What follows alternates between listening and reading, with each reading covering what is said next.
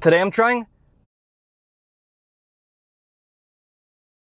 It was 1773, and the Boston Tea Party was just 2 days away when my dad slammed his teacup down on the table. "I know what those protesters are planning, and I'll kill you if you even dare to go near the King's tea ship. They'll hang whoever they catch." I nodded. "Of course, Dad." But that night I waited for his candle to go out, smeared ash on my face, took his axe off its peg, and climbed out my window. When I got there, half of Boston stood along the water watching 3 dark ships, and nobody made a sound. A man at the gangplank gripped my shoulder. "No names, no talking. If you're caught, you hang alone, and don't rat anyone out." I swallowed hard and stepped aboard. We split chest after chest and poured the tea over the rail, dust rising in clouds, leaves piling past my ankles, while a King's warship sat out in the dark with its guns. But halfway through, a chest slipped and cracked against the rail, and the sound rolled across the harbor. Every man froze with his axe in the air, and my heart slammed so hard I thought the crew could hear it. The lanterns stayed dark, so we kept swinging. By the end of the night, so much tea had piled up out of the shallow water instead of sinking, so me and the other men climbed down and shoveled it under. When I sneaked back home and sat down for breakfast, Dad didn't say a word, until he reached across the table, picked something out of my hair, and set it down between us. One wet leaf of tea. I stopped breathing. He stood up. "You went last night, didn't you?" I flinched, bracing for him to beat my ah. Instead, he walked past me, took the tea tin off the shelf, and shook every last leaf into the fire. "No son of mine drinks the King's tea. You'll be drinking mine." That was my dad telling me he was proud, in the only way he knew how.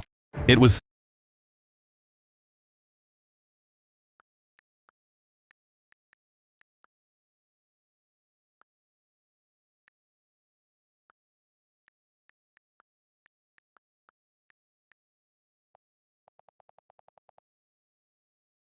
After a whole week of building, I was about to press the last piece onto my Lego spaceship when my stepbrother yeeted it across the room. Before I could grab it, he lifted me up and slammed me back first onto my ship, and I felt each Lego crack my spine. He laughed. "Grow up, bruh. Legos are baby toys." He walked off smiling ear to ear while I limped up, my ship scattered across the floor. He did this every single time, and I could never once finish a build. So I got back down and started from scratch, my back aching, hoping this was the last time. But the next day, I got it to the last piece again, and my stepbrother snatched it right out of my fingers. He dangled it above my head, smirking. "Aw, want your baby piece? Jump for it." I knew he was rage baiting, but I jumped anyway, and he yanked it higher, laughing every time I missed. "Give it back!" But he took off, and I chased him down the hall. My fingers grazed the piece in his fist before he stuck his leg out and tripped me, and I hit the floor hard. I scrambled up and sprinted after him into the bathroom, where he held the piece over the toilet. "You'll never be able to finish your stupid baby Lego set." I reached out for it, but he dropped it in and flushed,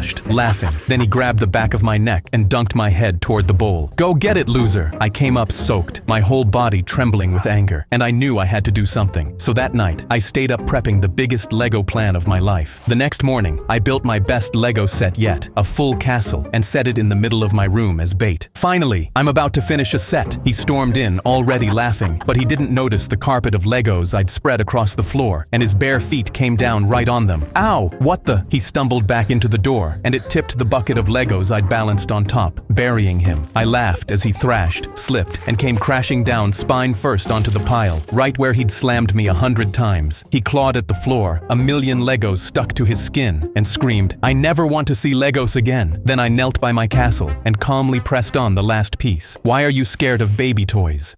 After a whole week of building,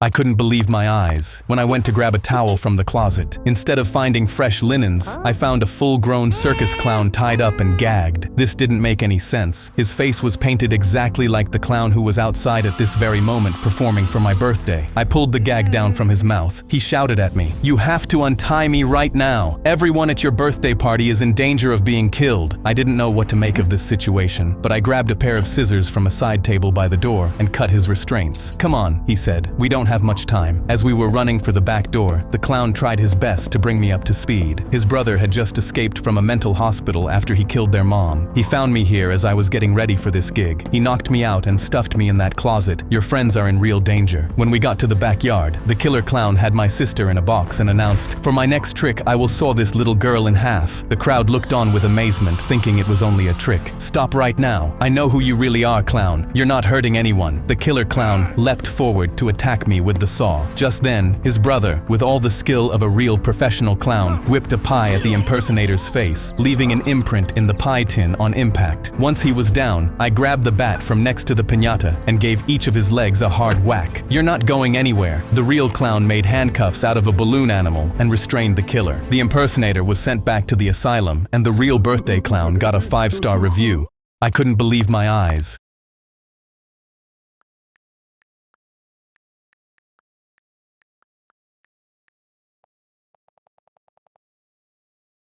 I shut my parents' bedroom door and army crawled back to my room, ready to beat my Fortnite kill record. While it loaded, I'd switch out the keyboard for the silent one under my bed and put cushions in front of the monitor fans so it didn't make any sound and I wouldn't get caught. When I finally got into the game, I'd pump my fist and whisper, "Mission complete," because I had to beat my kill record. But I knew if I got caught, my parents would ship my to military school. But one night I just slayed my opponent when I got third-partied by the enemy squad. My blood was boiling and I slammed both fists on the desk. "You stupid You can't even do anything right.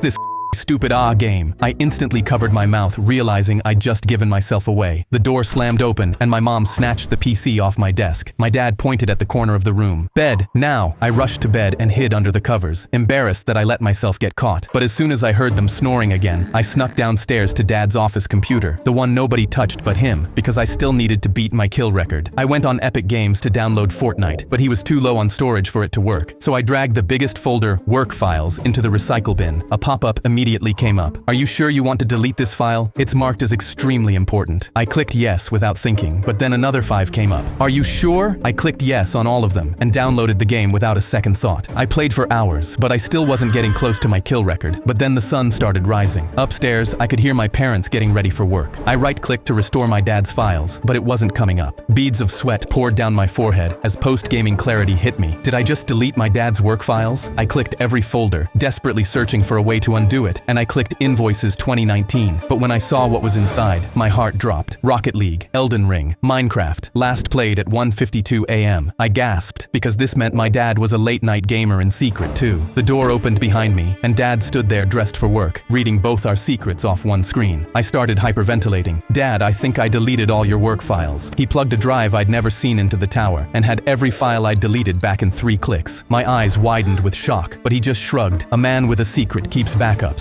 We locked eyes and he said, "Every night you wait for us to fall asleep until you game. I just wait for your mom." That night I was in bed by 9, when my door creaked open, and Dad stood in the hallway light with cushions and my silent keyboard. He winked. "She's asleep. Time to beat your kill record, kid."